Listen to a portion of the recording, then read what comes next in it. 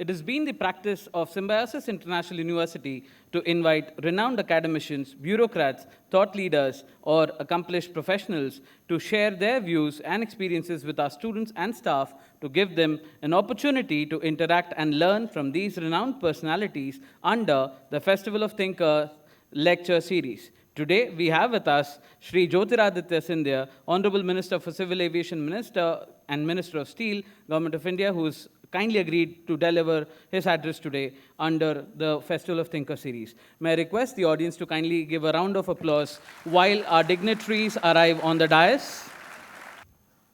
Shri Jyotiraditya Scindia, Honorable Minister for Civil Aviation and Minister of Steel, Government of India. Our very own Professor Dr. S.B. Muzumdar, sir, Founder and President, Symbiosis, and Chancellor, Symbiosis International University. Dr. Vidya Iravadekar, Pro-Chancellor, Symbiosis International University. Dr. Rajni Gupte, Symbiosis Vice Chancellor, Symbiosis International University. We would also be shortly joined by Shri Chandrakant Patil, Honorable Minister for Higher and Technical Education, Government of Maharashtra. May I request our Founder and President, Shri Muzumdar sir, to kindly felicitate our Minister, Shri Jyotiraditya Scindia ji.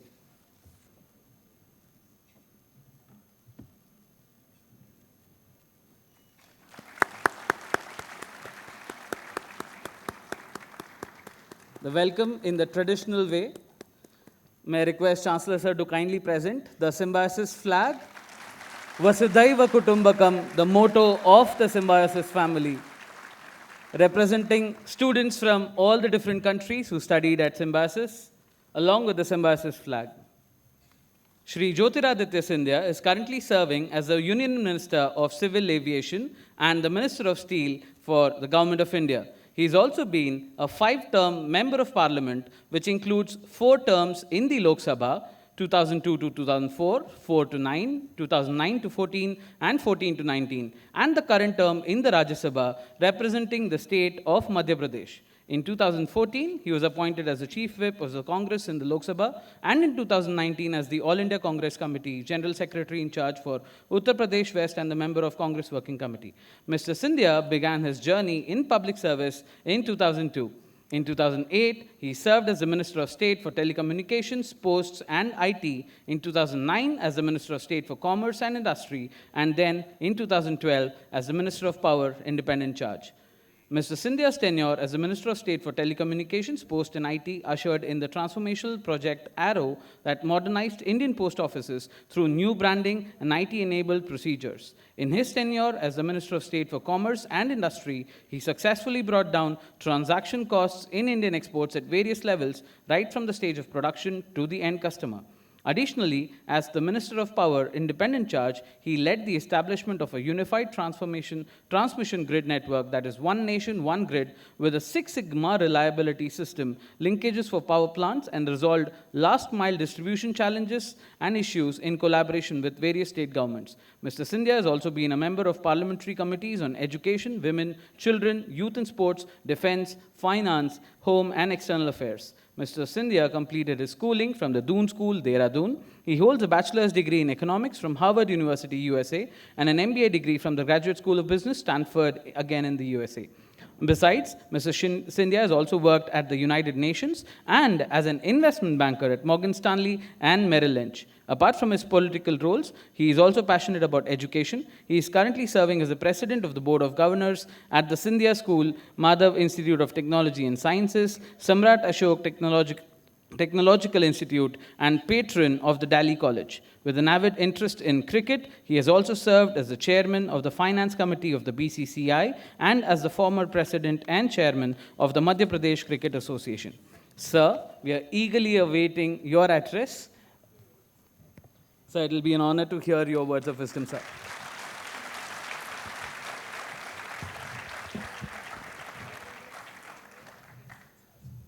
Our young and smart chief guest for today's function, Jyotiraditya Scindia,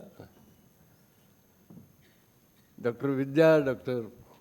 Gupte, faculty and my dear students. I was not supposed to speak today, but sometimes the vibes within me don't allow me to sit quiet. I will mention only one point. Today's chief guest, Jyotirudaya Scindia, belongs to that most noble and royal family who made and created history in Maharashtra.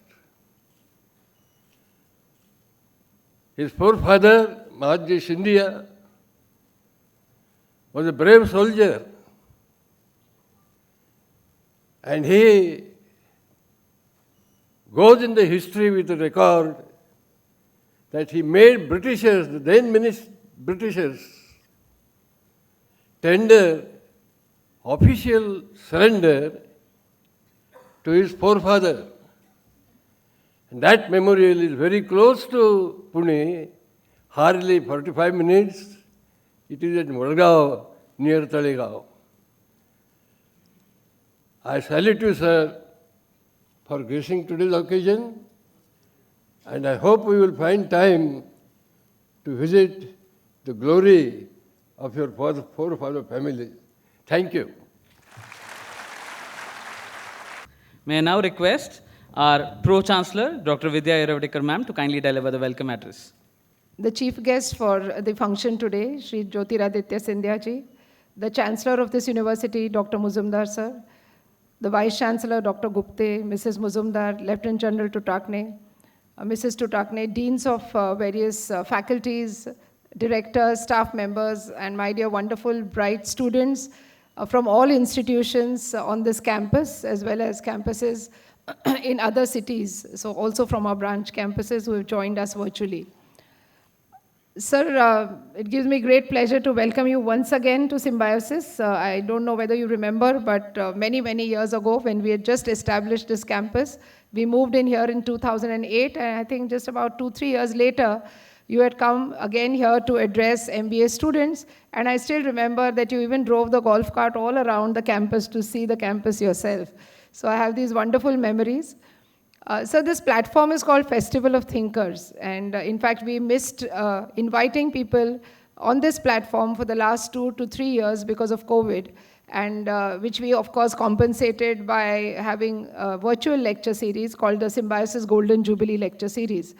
But a platform like this, we invite leaders from different disciplines, both from public life, private life, the corporate life, so that these are thought-provoking leaders who will inspire our young students. So what they speak may not be directly from the domain of studies of these students who are sitting here in the audience, but your life journey, what you have gone through, what you have learned yourself, and probably what you are implementing in public life will be a great lesson for these young students. We know that you run a very, very busy schedule, and I must tell all the students here that the minister is here only for you because he is passionate about addressing students and having an interactive session. So I hope you have questions ready as well. So this university campus has grown from what you came here, from maybe about 175 acres to now we are about 400 acres. The Symbiosis University as such has expanded to various states, and I mentioned to you that we have 3 campuses in Maharashtra, in Pune, Nagpur and Nasik, and campuses that you saw in the film in Hyderabad, in Bangalore and Noida. So while we are catering to a large population of students all across the country, we also cater to international students who come to us from 85 different countries. The government has recently rolled out the National Education Policy, which speaks about multidisciplinariness of education. And we at Symbiosis have been implementing this under Sir's mentorship for the last 50 years. So Symbiosis has never been a unitary university in a single discipline, but even when Sir started Symbiosis with a small international cultural center that you saw in the film, which then moved on to starting English language courses for foreign students, and then of course the law school, the business school, and several other schools. Today we even have a school of liberal arts that the National Education Policy is talking about now, which we established way back in 2011. The whole idea is that students, again, don't restrict themselves to learning from one specific discipline, but also share interdisciplinary courses with other disciplines, not just through academic lectures, but more importantly, through peer interactions in hostel rooms, on playgrounds, and in other informal spaces. We hope that we will be able to collaborate with your institution as well, which you mentioned today while we were traveling from the airport, because we believe that it's not just that we need to empower our own institutions with the requisite knowledge that we create, but to empower many other institutions all across the country. I won't take much time because we are eagerly waiting for the interaction with the Honorable Minister. So, sir, once again, I welcome you to Symbiosis, and I hope you keep coming here again and again. There are a lot of demands for the Pune airport. I know from the Maratha Chamber for Commerce and Industries, but if I request the students to raise their hands of students who don't come from the city of Pune but from outside states, can you please raise your hands? And you can imagine why we require an airport. The foreign students are not here. They're still in large numbers on other campuses. And we definitely require more connectivity so that it eases out students and their relatives and friends to come here. Pune is a city that attracts, not just a young population like this, but even a large number of industry professionals. And therefore, this demand, even as a director on the Maratha Chamber for Commerce, is pending with you. But we at Symbiosis would certainly like to, collaborate with your ministry to provide aviation-related courses, which I spoke to you. We will submit a proposal because we know that there is a large amount of skill development that is required in the aviation sector, and apart from that, even conventional programs. So I will stop here now, and thank you very much, sir, for once again for accepting our invitation. Sir, may I request you to kindly address the audience with your golden words of wisdom? Students, a round of applause for our Honorable Sri Jyotiraditya Scindia ji. Sir.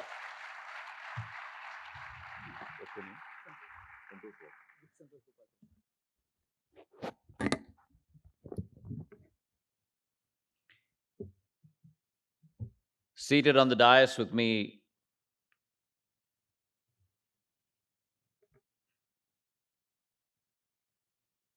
the instrument and the raison d'etre why we are all here today.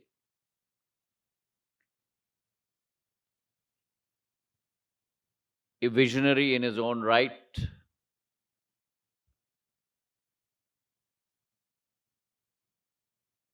a true son of Mother India,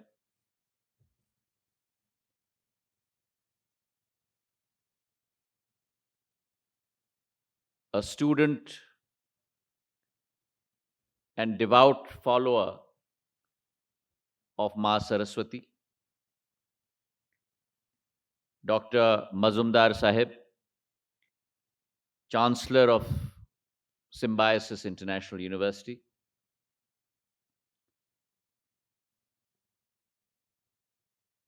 ably buttressed and supported and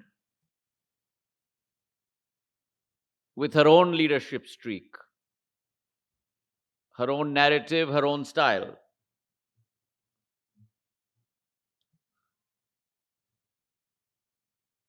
Diplomat to the core,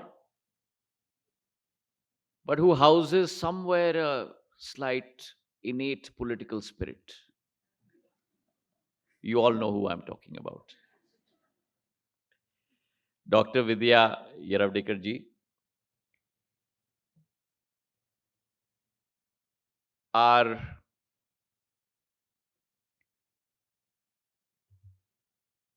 seated on the dais with me, Vice Chancellor Rajini Gupte ji, my able friend who's commandeering the lectern, Gopal Krishnan ji,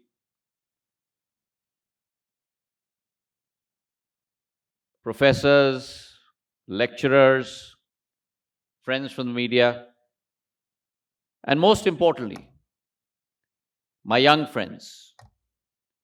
Can't say boys and girls, I definitely don't want to say ladies and gentlemen, but my young friends, the future of India, sitting in front of me here today. It's a great pleasure to be back in Pune.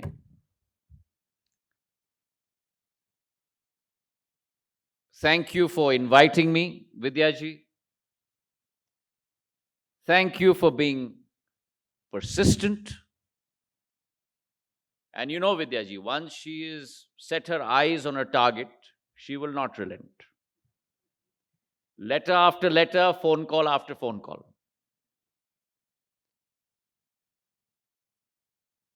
But I haven't come to a new city. I haven't come to a faraway land. Hindi में कहते हैं कि अतिशयोक्ति नहीं होगी. It won't be an exaggeration if I say that I have come home.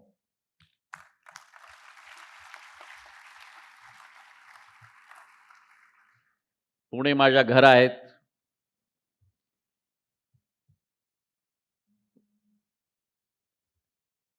मी मराठा माणूस, महाराष्ट्राचा मराठा माणूस होता, आज पण आहेत, आणि सध्या मराठा माणूस होईल. हे परिवारची पद्धती, हे परिवारची संस्कृती, हे परिवारचा इतिहास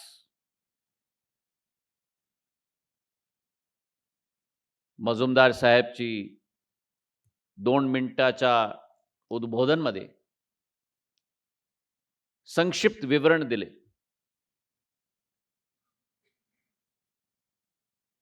And in that era, in that time, which is a bygone era, but a golden period of India's history, those 100 to 200 years of history, wherein the Marathas, a tribe that rose as sons of the soil, with only one flame in their heart, the flame to serve the motherland, the flame to protect the motherland, and to the flame to give everything to the motherland to uphold her dignity and her respect. That period of Indian history is a period of Indian history from the periods of Shivaji Maharaj to Mahaji Maharaj. That period is a period of Indian history that must be celebrated, that must be told again and again and again, because it is a period of selfless history. It is that initial thrust,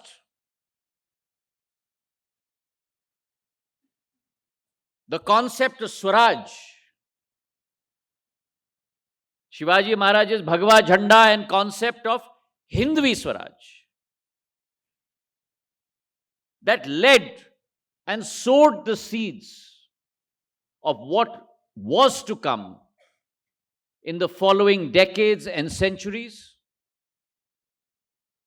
sowed the seeds of the transformation that India has gone through today, and sowed the seeds of the world power that India is to become in this century, ladies and gentlemen. So today, when I stand before you in this noble land, I first of all pay homage to the greatest leader, one of the greatest leaders that India has produced, Chhatrapati Shivaji Maharaj. When we talk about, and I told Vidyaji this must not only be a festival of thinkers.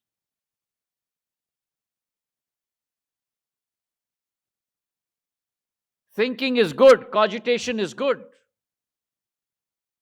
But in its vein, we have to move from its pedantic style as well to actual implementation and execution. And therefore, it gives me great pleasure today to be at Symbiosis, to have the opportunity to meet with all of you who carry the flame inside you. Because remember this, in your success lies not only your family's success, lies not only your institution's success, lies not only your state's success, but in your success lies India's success. I came here a decade ago, and I remember this campus. There was one school that had been set up. The rest of it was still a hill shrouded by evergreen vegetation. And the seed that had been supplanted then, what a wonderful tree that has transformed itself.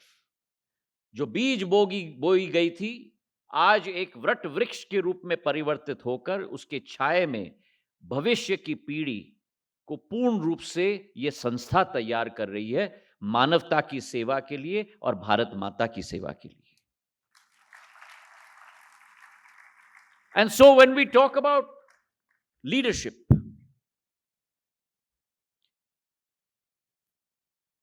what does that leadership entail? I reminisce about my days when I was amongst all of you. I was a student at the Graduate School of Business at Stanford, and I had the great privilege of attending that institution. When we talk about leadership, the tenets of leadership that we look for, the tenets of leadership that must be housed in every single individual, and I believe foremost amongst them all, must be the ability to adapt yourself. And you students of business school, here and beyond, those that I can address physically and those that I'm addressing virtually, that is the foremost tenet and quality that one has to imbibe in oneself. Think of when you travel abroad and you carry with yourself those multiplugs to try and fit into those various international sockets of different voltages, with the aim that you must ensure the smooth passage of electrons from the source of power to the instrument of power. That has to be your role in the days to come as leaders. And for that, you need to house in yourself the ability to be able to freely adapt in changing circumstances. And therefore, that adaptability quotient, if you will, is one of the most important tenets of a successful leader. Now, in my 2.5 score years, not in politics, as Vidyaji calls it, but really I believe my calling is one of public service. My father used to say, and the emotion comes to me much more in Hindi, कि राजनीति हमारा लक्ष्य नहीं होना चाहिए, हमारा लक्ष्य होना चाहिए जनसेवा, और राजनीति केवल एक माध्यम होनी चाहिए उस लक्ष्य की पूर्ति करने के लिए, उससे ज्यादा नहीं. That has to be our calling. And through my period at undergrad, my last life when I was an investment banker for 7 years, prior to going to Stanford for my MBA, my experiences there, and the last 20 years in public service, has given me a backdrop of what true leadership imbibes. The tenets of true leadership. And I believe fundamentally in 5 tenets of leadership. 5 qualities that a leader should necessarily have in order to attain the goal that he or she has set for himself or herself. The first is that you must be a visionary. Nelson Mandela once said that I don't dream of the things that are, but I dream of the things that have never been. The ability to be able to set a goal, the ability to have a vision, and the ability to be able to set that direction towards that goal. Martin Luther King, the great champion of freedom of civil rights, once said, and I quote, "I have a dream that one day this nation will rise up and live out the true meaning of its creed. We hold these truths to be self-evident, that all men are created equal," unquote. And though he never only dreamt of a new idea, a new social order, but made sure that millions followed with him. The thought of Mahatma Gandhi, his creed and his ethos of non-violence, the attainment of Purna Swaraj through ahimsa,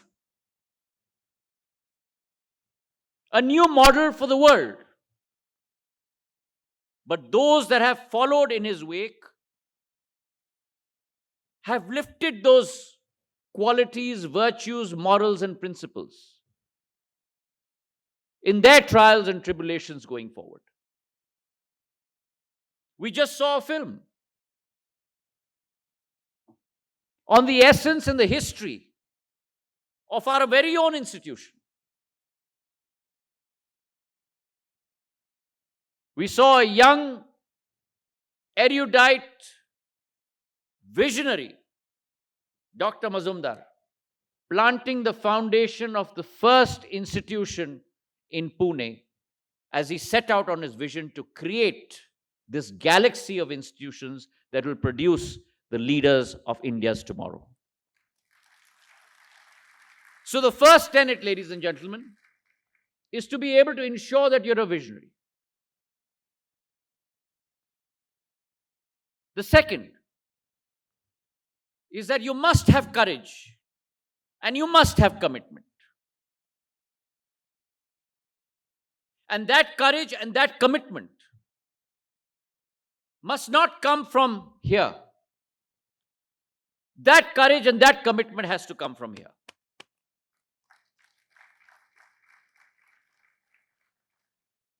The example that I gave you of Chhatrapati Shivaji Maharaj, the trials and tribulations that he went through, his ability to snatch victory from the jaws of defeat, the many sacrifices that he went through in his lifetime,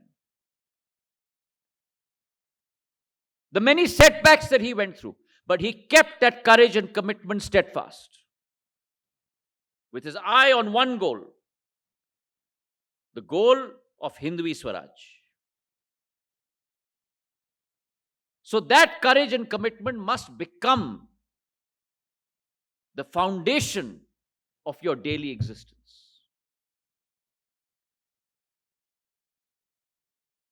You see that in the example of India's most famous industrialist and philanthropist,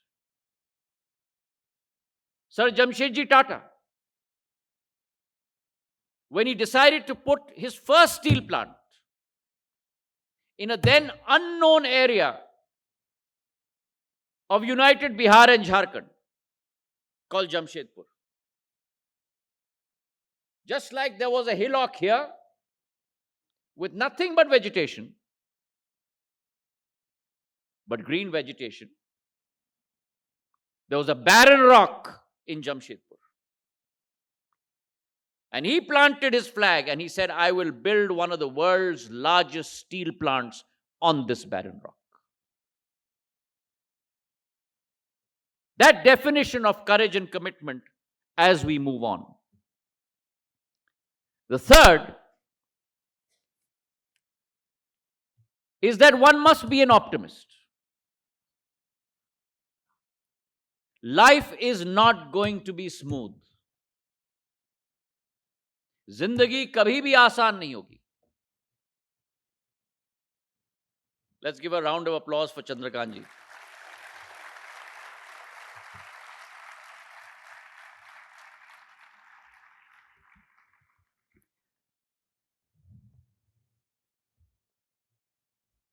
Life is not going to be smooth. And you will face setbacks along the way. Personal and professional. But you must be an optimist. If you have a leader leading you who says things are really tough, and you know what?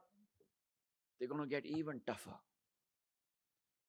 I don't see how this business is going to take off. You won't find many who will follow that leader. But if you have a leader who says, I know things are difficult, but I will take you to the promised land, that inspiration will get your zeal going to make sure that you work together to ensure that that becomes a reality. And here I'd like to give you the example of Nelson Mandela again.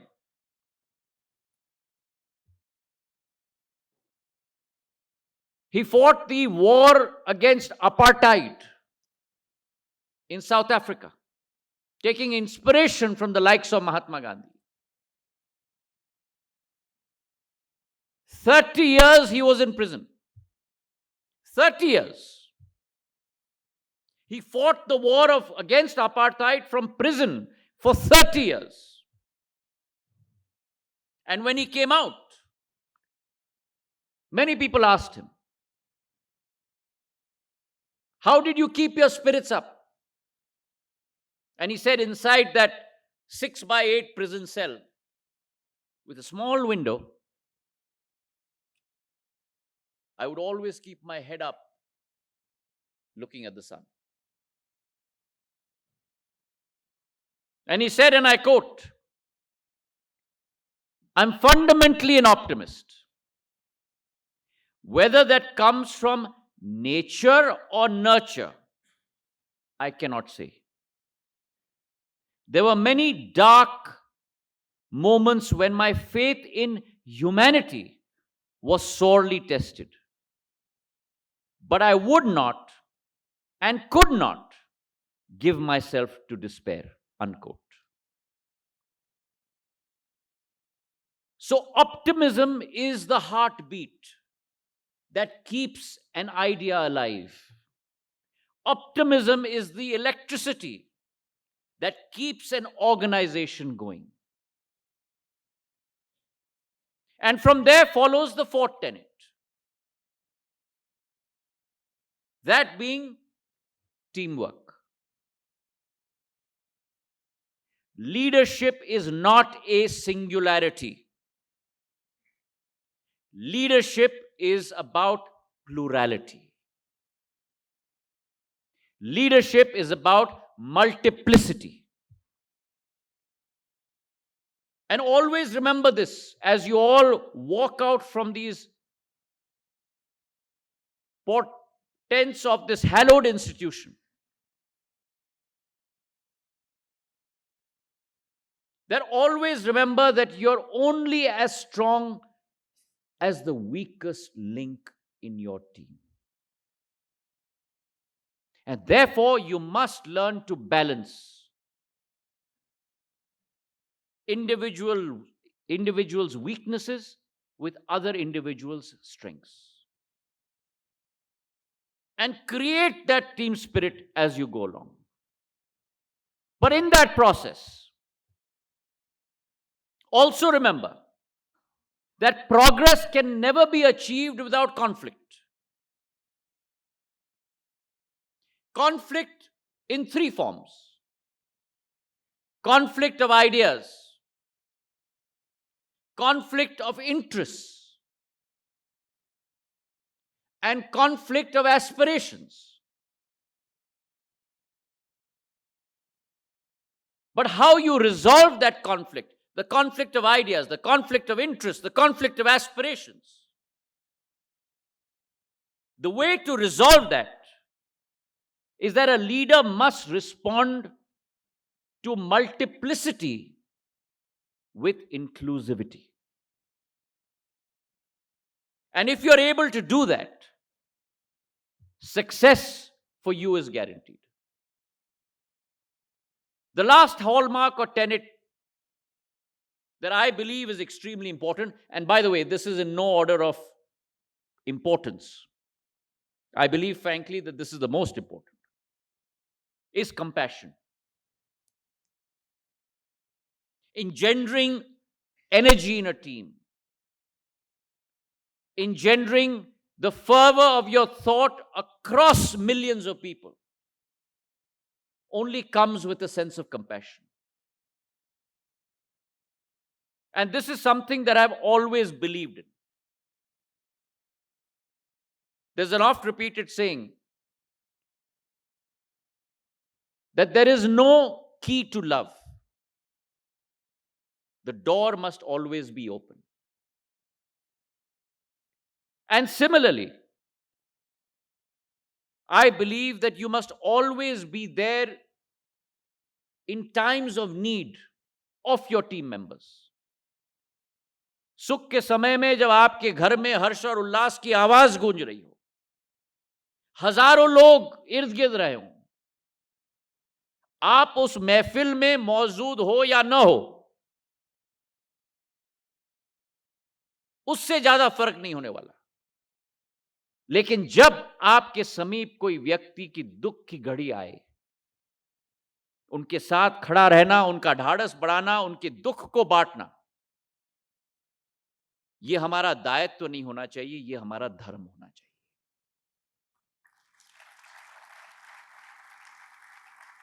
And I've always believed that marriages are optional. Funerals are mandatory.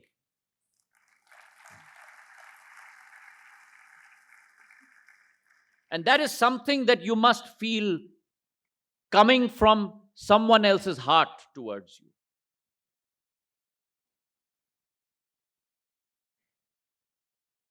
And this is something which is very personal, but I believe that the voice is something that can be fabricated. And now with the new softwares that are around, someone may have said something else, but a new dialogue comes in and you feel it's exactly that person with the same voice. And therefore, when people talk to you,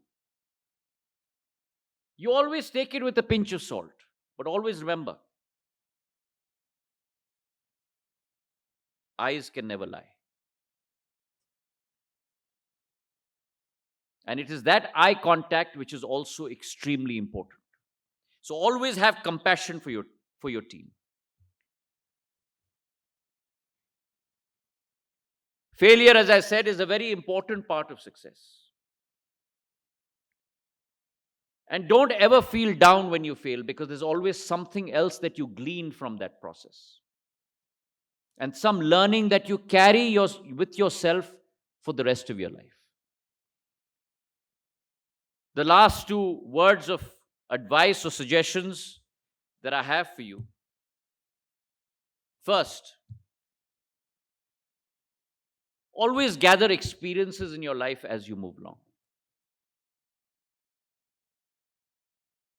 It is as important for you to know what is it that you don't like as it is important for you to know what is it that you like.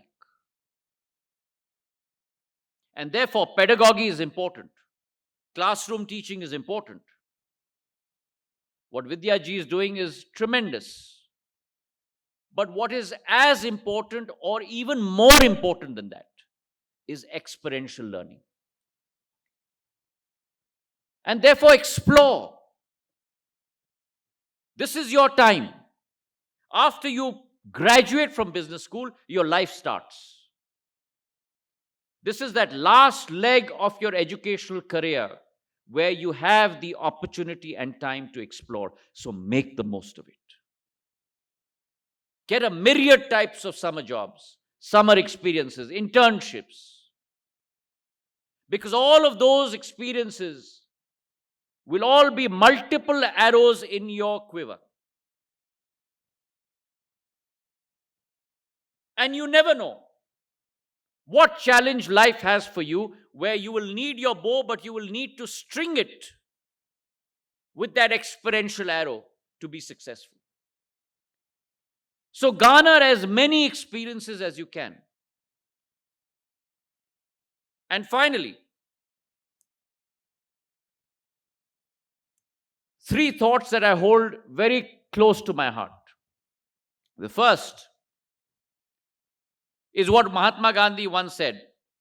And he said, the truest form of happiness is when what you think, what you say, and what you do are in harmony.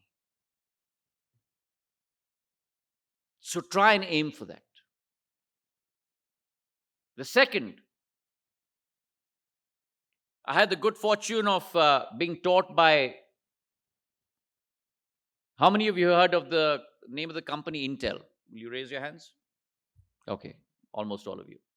So I had the good fortune of being taught by one of the founders of Intel. His name was Andy Grove. And he used to teach at Stanford a particular course on management breakthroughs and management paradigms.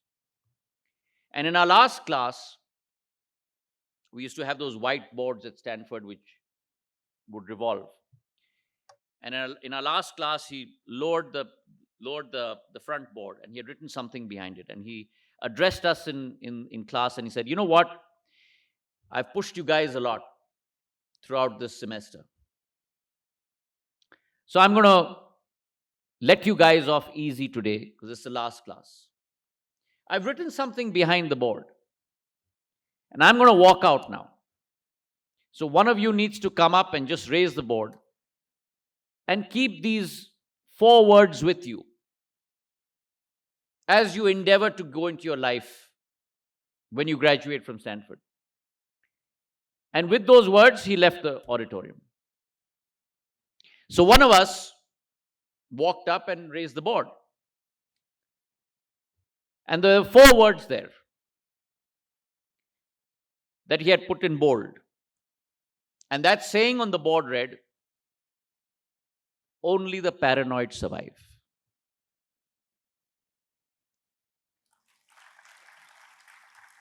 So be paranoid. Wake up in the morning thinking, what is it that you should have done yesterday that you haven't done today? What is it that you should be doing tomorrow? How you should be planning? The minute you adopt a laissez-faire attitude, you will be extinct. I'm paranoid every day I wake up in the morning. And the final words I have for you, I've overstayed my time. And I told Vidyaji I much prefer a dialogue than a monologue. Is always remember. So I've told you what you need to do when you wake up in the morning. And what is that? Come on, you need to be loud. This is the future of India sitting here. Correct. And when you go to bed at night, when you hang up your boots, always remember, conduct yourself during the day in such a manner, such that when you hit the sack, when you get into bed, always remember, the softest pillow is a clear conscience. Thank you very much for having me.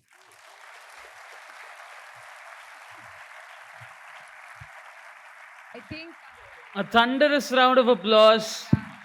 I think you all should give him a standing ovation Standing ovation. because I think we should call you Professor Scindia from now on. It's like a leadership lesson.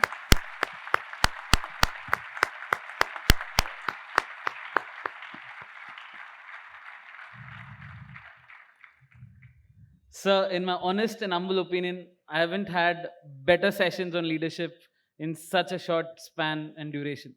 Hats off and thank you very much, sir.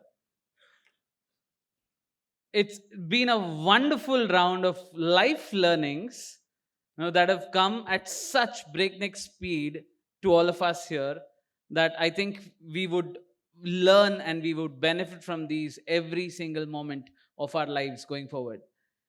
So, with your permission, we would also go ahead with the question and answer round. Students, I'm sure you have a lot of questions. We have volunteers with mics. May I request all students to please put up your hands if you have a question. Uh, the person with the mic will reach out to you. Say your name and your institute, and you may ask your question to the minister. So, do we have any questions? So, Uh, can I ask for lights on the audience as well, please?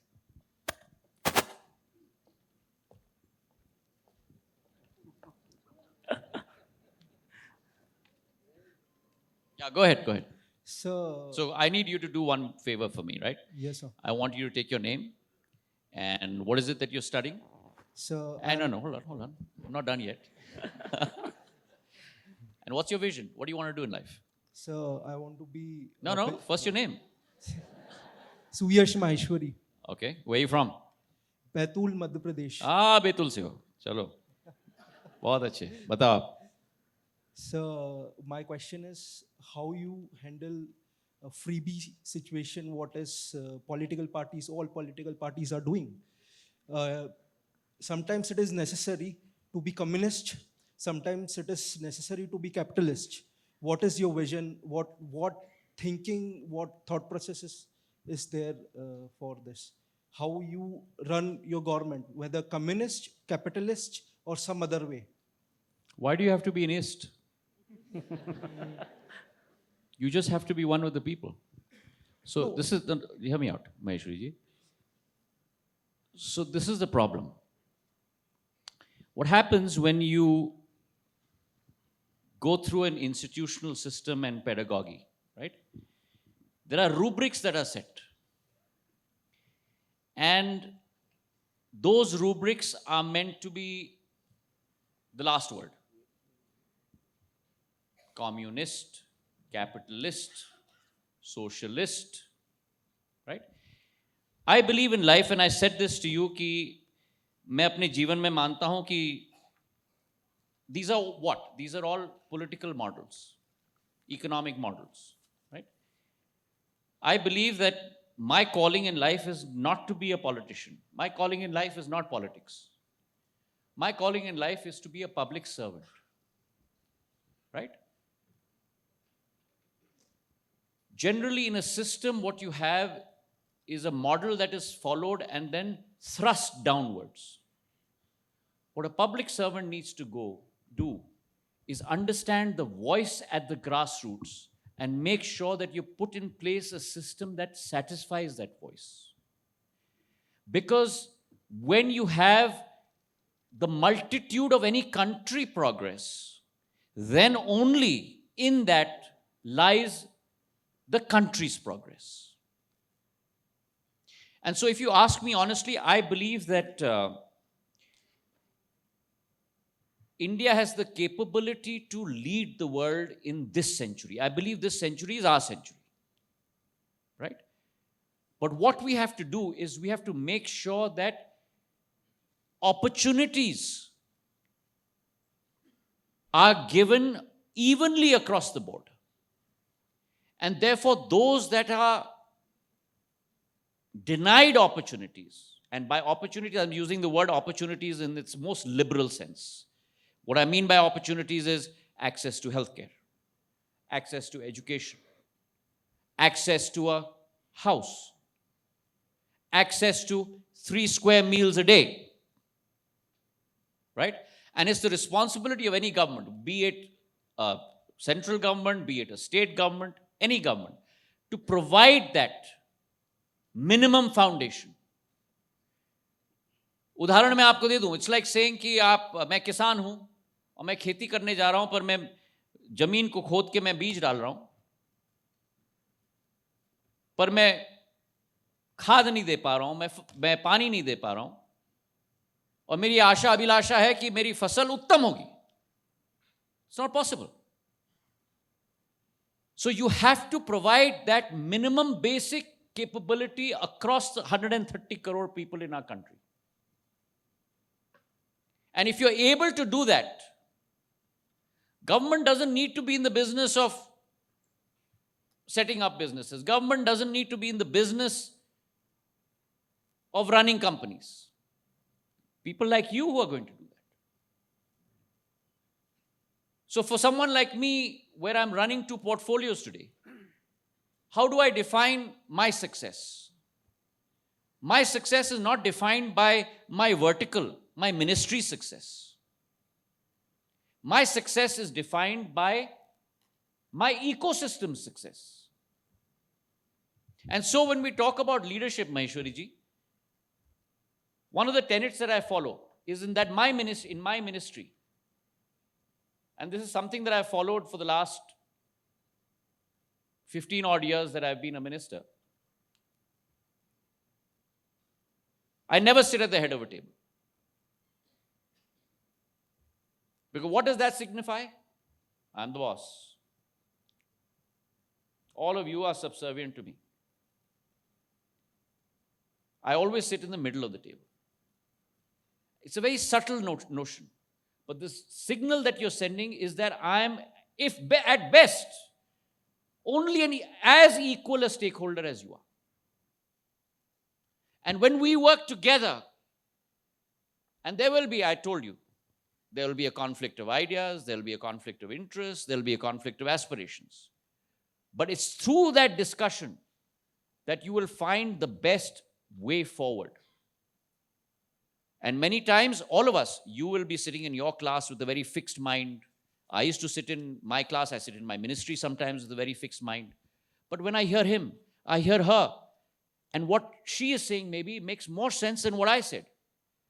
Leadership is about the ability to say, yes, I take a step back, and actually she's making more sense than I do. Let's go her way. So going back to your question, it's not about models. It's not about is. It's about providing people that platform to be able to take off. No pun intended, because I'm Minister of Civil Aviation. Thank you. Thank you, sir. We have the next question coming up. Very good afternoon, sir. My name is Chiranjit Borkakoti, and I'm a student of SIDTM, Symbiosis Institute of Digital and Telecom Management. Sir, I come from the city of Guwahati, Assam. Sir, when we talk about India, we see there is a problem of migration. You haven't answered my last question, which is what do you want to do in life? Yes, sir. Sir, currently I want to be a management consultant. That is what I'm working for. Sir, coming to my question, sir, when we talk about migration, like people moving outside of India, but what I see is migration of people from the states itself. So, like I am from Assam, so for better like opportunities, I have to come from a different state. So, sir, like as future leaders, how should we tackle this problem? What kind of a vision should we have so that this migration problem, or like we can be self-satisfying in our state itself, sir? Why do you see that as a problem? I see that as a virtue. ये सदैव याद रखना, भारत के बगीचे में केवल गुलाब का फूल नहीं है. भारत एक गुलदस्ता है, और वो गुलदस्ता तभी संभव हो जाता है जब हर एक समाज, प्रांत, हर एक तरीके का व्यक्ति एकत्रित होकर उस क्षेत्र को आगे बढ़ाए. I'll give you an example. I had a very interesting conversation on my flight today. I was seated next to a person who, just to your point, originally Marwadi by nature, by birth, spent 8 years abroad in Australia, came back with her family and settled in Pune, lived a life in Pune, and she's a complete Punenkar to the core. That's the beauty of India. When you, I saw that outside. I don't. Yeah, it's up there. Just above Symbiosis International Deemed University. Vasudeva, there's your answer. Thank you, sir.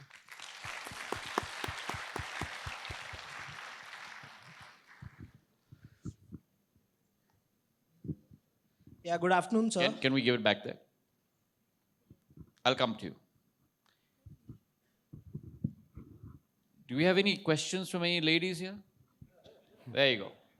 Okay, so we're going to come. Greetings, sir. Greetings, sir. My name is Jay Shinde, and I am from MBA 2 Marketing, SIBM Pune, and I'm a Mumbaikar. Speaking of what my vision is, I hope to go into B2B consulting, B2B marketing soon. And speaking of the question, the Indian aviation industry has seen a great deal of financial turbulence, pun intended, turbulence, in its attempt to increase its user base to the common man.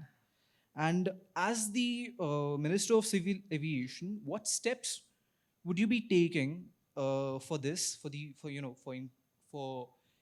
utilizing the demographic dividend that India has, as well as what steps that we as future leaders can take in order to do this?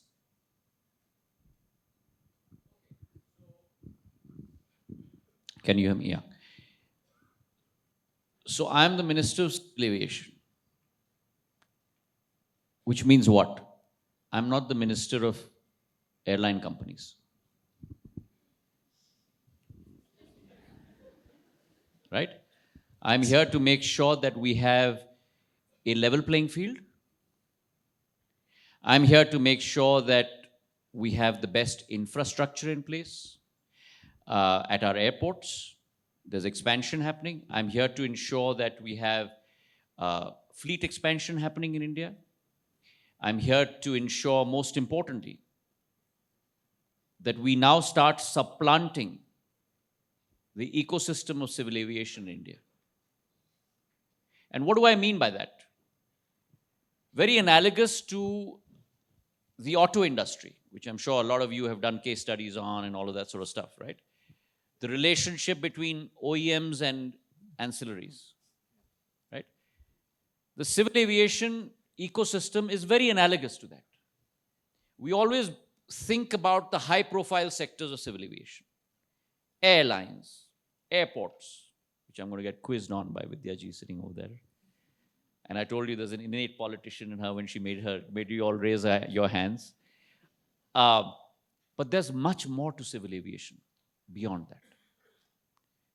So think about this, that when you have planes landing and you have airports, the first thing that you need is pilots. So for me, one of the most important imperatives is to make sure that we have enough flying training schools in India. You're going to see fleet expansion in India. So let me give you some statistics, right?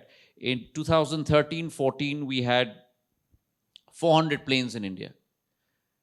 In the last 8 years, we've added almost an additional 300. We almost doubled our fleet capacity in 8 years. What we were able to do in 70 years of India's independence, we almost doubled that. And I see an increase in fleet expansion by almost 15% per year.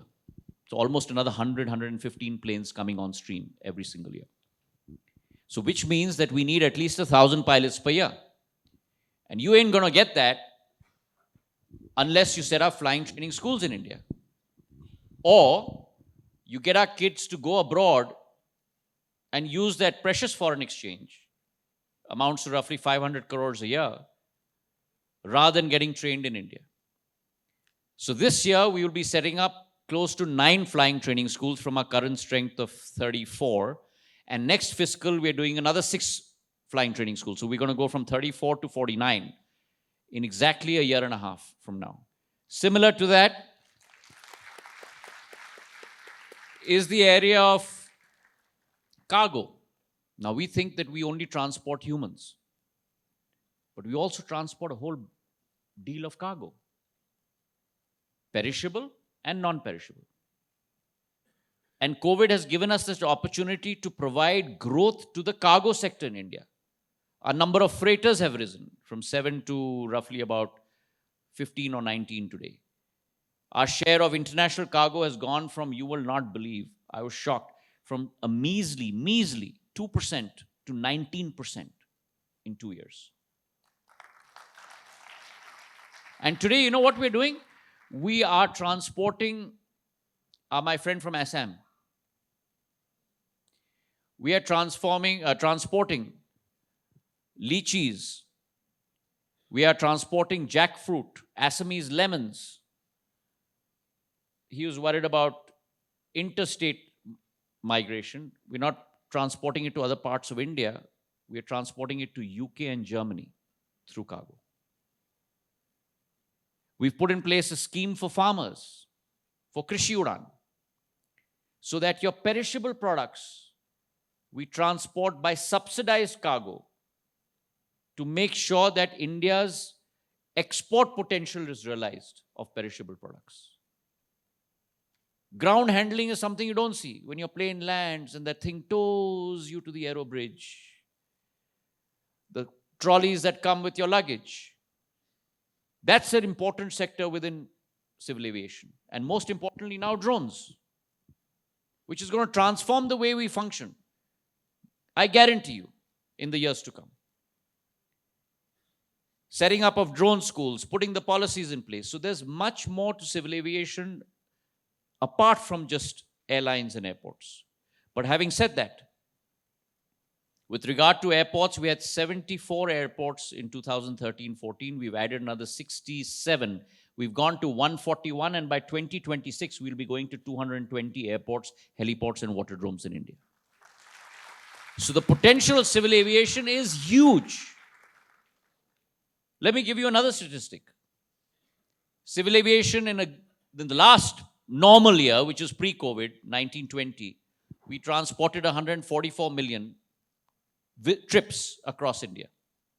So our closest comp, which is a term that you use for competitors, will be railways only in the first AC and second AC category. Because an aircraft by its very nature is air-conditioned, right? So if you look at only, and I'm putting this caveat in, only first AC and second AC in railways, you have 185 million travelers. So there's a delta of close to 40 million people between civil aviation and railways today. But guess what? Railways is growing at a CAGR of 5.6%, and civil aviation is growing at a CAGR of 10.6%. So the point that he made, there will come a time when civil aviation will become one of the bulwarks of transportation in India. And that time is going to come sooner rather than later. And therefore, getting to the root of his question, if you look at the evolution of industry, and you want to be a marketing consultant, B2B consultant. So if you look at the evolution of industry across the evolution of any industry across a time period, and I'm sure one of your professors will teach you this, but any industry follows an S-shaped curve. So you have the bottom half of the S, which is an industry in its infancy, which grows at a very nominal rate.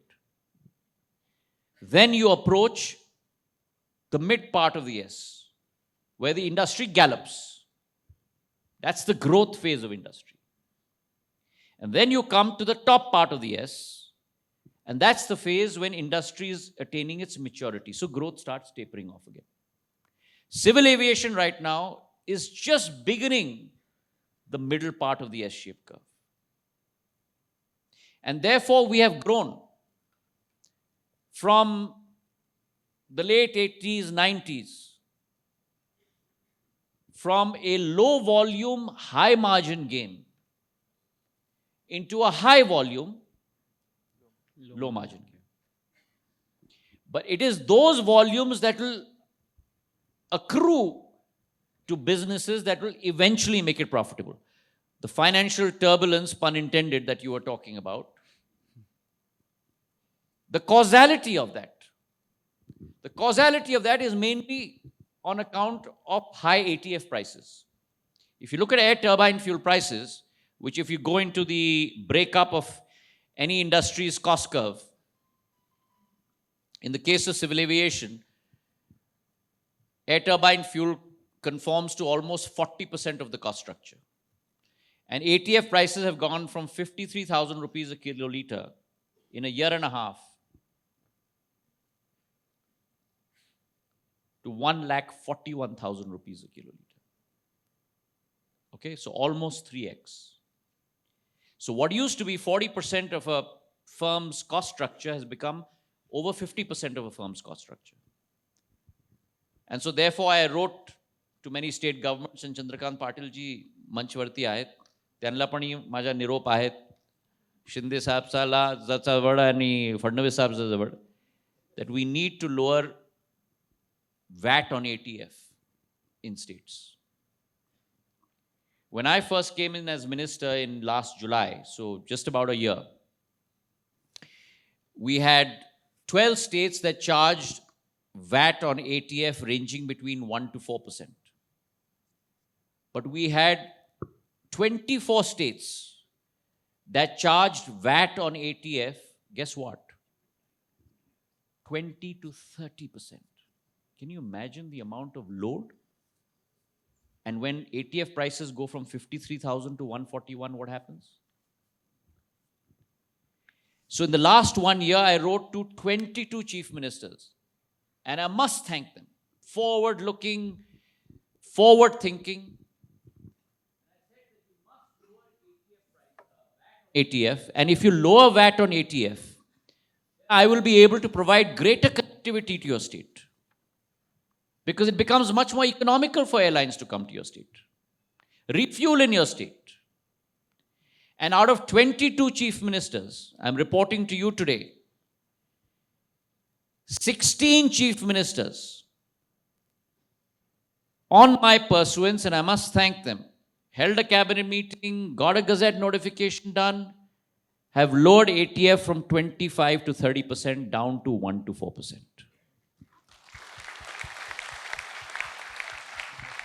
So in an India where we had 12 1 to 4 and 24 20 to 30%, now we have 28 1 to 4 and only 8 in 20 to 30%. One of them happens to be Maharashtra. And can I have, how many of you want to raise your hands that we should lower VAT on your ATF in Maharashtra? Chandrakanji. Thank you very much. Thank you, sir. Answers your question. Excuse me. We have a question there. Due to time constraints, sir, this would be the last question if you Thank you. allow. Thank you. Yeah. Thank you. Thank you. Vidyaji has sent the message to me. No, it's okay. It's okay. Sir, we can continue if you would wish to. No. Go ahead. A very good afternoon, sir. I'm Neha Shah from MBA to SIBM. First of all, sir, it's a pleasure to meet you again after 5 years. And so my question to you is, what reforms can we expect in India as an ever-growing... Neha ji, you haven't answered my question in terms of what do you want to do. Okay. And where are you from? I'm from Faridabad, NCR. Okay. And I want to be many things, one of which being is a philanthropist. Oh, And- excellent. Thank you. My question to you, What sir... are the other things that you want to be? Sir, so my specialization is entrepreneurship and innovation at SIBM. So entrepreneurship is one of the things that I'm aiming for. And I'm also working towards an idea around women healthcare. Wonderful. Thank you. Wonderful. Can I continue with my question? Please, please. So I'm not Vidyaji.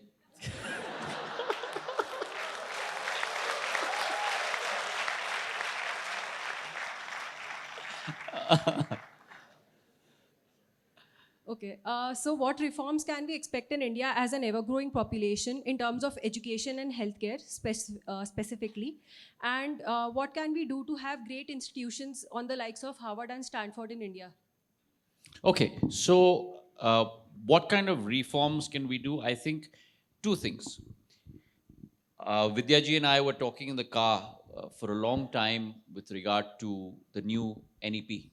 And I think the new national education policy is really making a paradigm shift in terms of how education is transmitted to very young minds in India. It goes back to the point that I made. It's moving away from a pedagogical approach to much more of an experiential approach. Am I right, Vidyaji? And let me give you an example of that, Nehaji. When I went from India to university in the States, one of my first classes was on international relations. And we were all asked to do, at Harvard undergrad, we were all asked to do a paper on the Congo crisis, Dag Hammarskjöld and his role and all of that sort of stuff. And I'm talking about a very long time ago, but I won't give you the year because then you'll know how old I am. And so I did what my generation had been taught to do, which is, if you want to produce a Uttam paper, then you must make sure that you open up all the texts and take a para from here and take a para from there and take a para from there and put it all together very nicely, make it seamless. You've done a great job, right? So my first paper, I didn't even know how, those were the days where we didn't have that many computers in India, so I didn't even know how to use a computer, so actually I hand wrote my first paper. I subsequently learned how to use the computer very quickly and type. But so anyway, cutting a long story short, post the lecture getting over, the professor Vidyaji said to Neha, please stay back after the class. So obviously Neha, who's generally used to acing all her tests and papers and all of that, thought, you know, I've done a great job.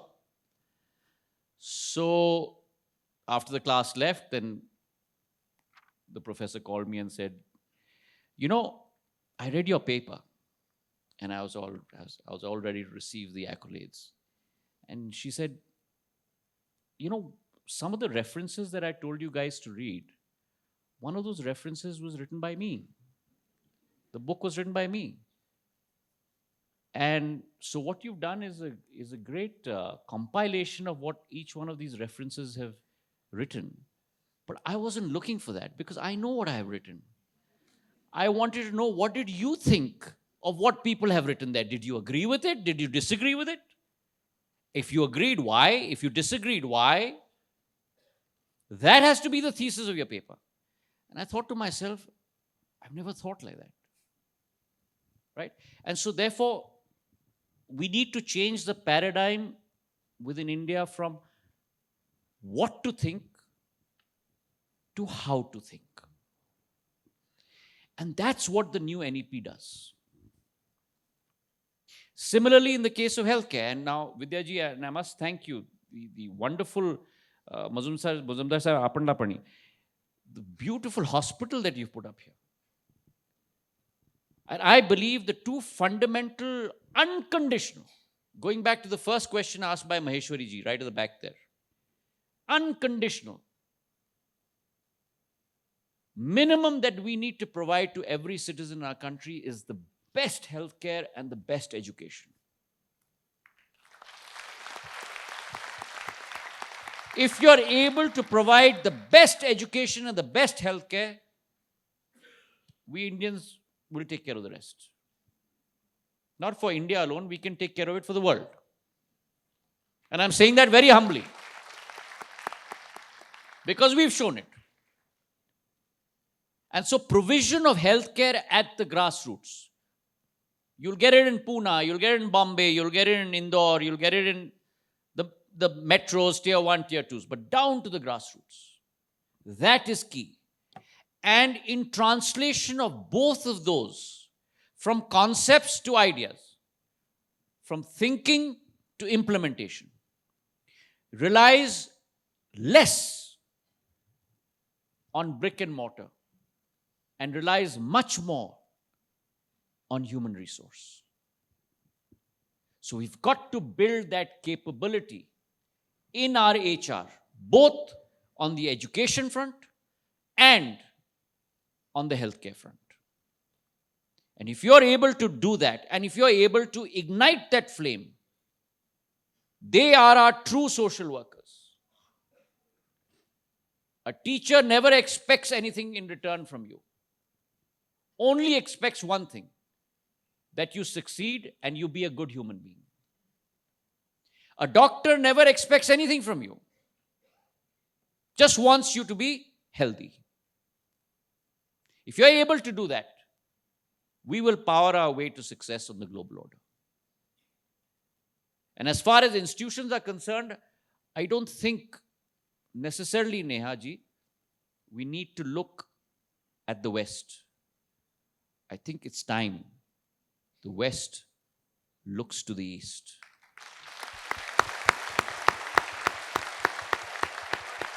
We are the country of Nalanda. We are the country of the Indus Valley civilization. We are the country of the fountainhead of truth and knowledge. We are the land in which Buddha was born. We are the land in which we believe that our purpose in life is to make sure we do our karma well, to attain moksha. And we are the land today that have the IITs and IIMs that are powering international companies and countries internationally. Thank you very much for having me. Thank you very much, sir. A big round of applause for a wonderful address followed by a brilliant question and answer session. Sir, you truly deserve this standing ovation.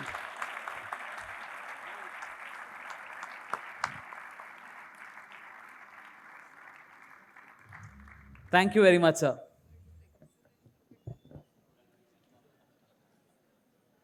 Empowered and charged to the core.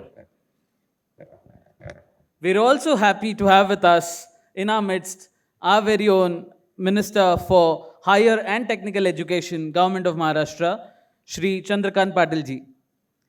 I would now request our founder and president, Shri Muzumdar sir, to kindly felicitate our Minister for Higher and Technical Education, Shri Chandrakant Patil ji.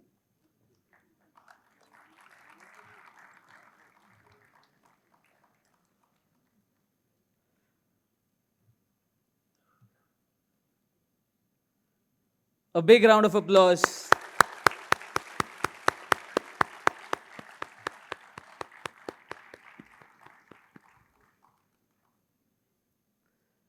Sir is presenting Shri Chandrakant Patil ji with the Symbiosis flag, a representative of the different countries from where students have come to Symbiosis for their educational pursuits. Thank you, sir. I would now request our Vice Chancellor, Rajni Gupte ma'am, to kindly present the vote of thanks for today. Thank you, Santosh. Respected Dr. S.B. Muzumdar, the Chancellor of the Symbiosis International University and the founder of Symbiosis. Our chief guest this morning, Shri Jyotiraditya Scindia, Honorable Minister for Civil Aviation and Minister of Steel, Government of India. Shri Chandrakantji Patil, Minister of Higher and Technical Education, Government of Maharashtra. Dr. Vidya Arodekar, the Pro-Chancellor of the Symbiosis International University. Directors, Deans, Dr. Tutakne sir, Mrs. Tutakne, Mrs. Muzumdar, faculty members, and my dear students. What a scintillating morning this has been. I think this was just the right beginning, I should say re-beginning, of the Festival of Thinkers. Over the last 2 years, we've had online sessions, and we've really not had this kind of an atmosphere.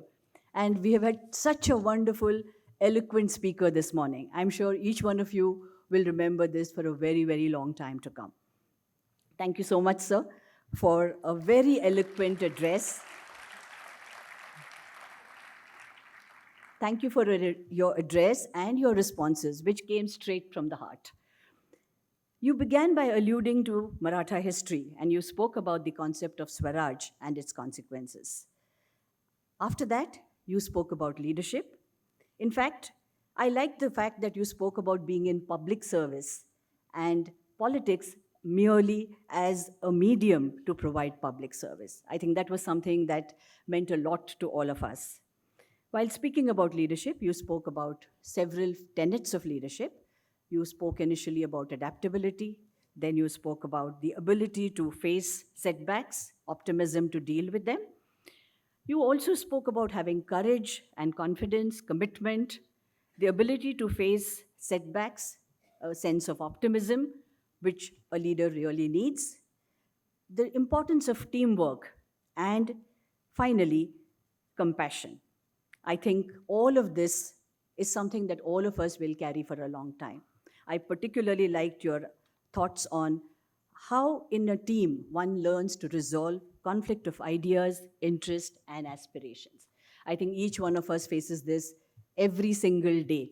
And this is really what one needs to resolve at a very, very individual level.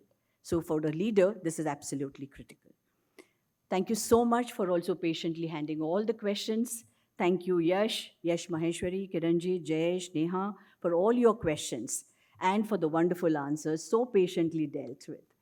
Patiently and so eloquently, with a touch of humor as well.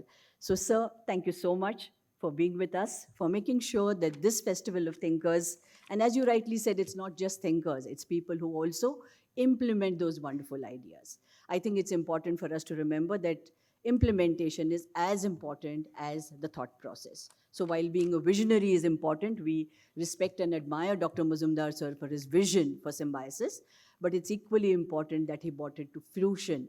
And I think that really is the essence of what what Professor Scindia said this morning. Thank you so much. And I think we thank you so much from the bottom of our heart for being with us today. Thank you.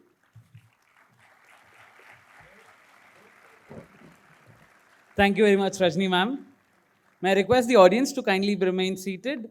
It's been a wonderful morning today for me, myself, on a personal level. Thank you, Professor Scindia Saab, for this wonderful address.